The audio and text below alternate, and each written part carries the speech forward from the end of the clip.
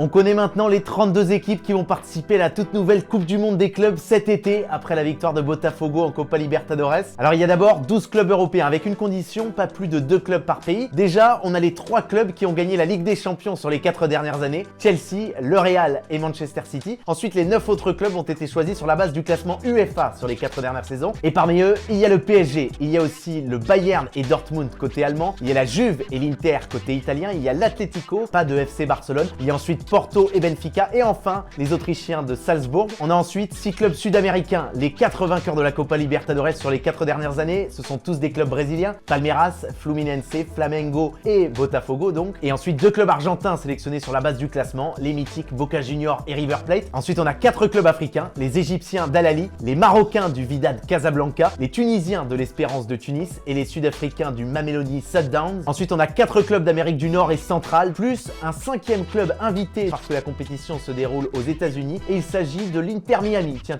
comme par hasard, le club de Lionel Messi. Il ne pourra pas par contre croiser Cristiano Ronaldo qui n'est pas qualifié avec Al Nasser, au contraire de Neymar avec Al Hilal qui fait partie des 4 clubs du Moyen-Orient et d'Asie qualifiés. Et enfin, il nous manque un club pour faire 32, c'est un club d'Océanie, Auckland City. Cette nouvelle Coupe du Monde des clubs de la FIFA, elle va se dérouler à partir du 15 juin 2025 avec donc 32 équipes réparties dans 8 groupes de 4 et ensuite des 8e de finale.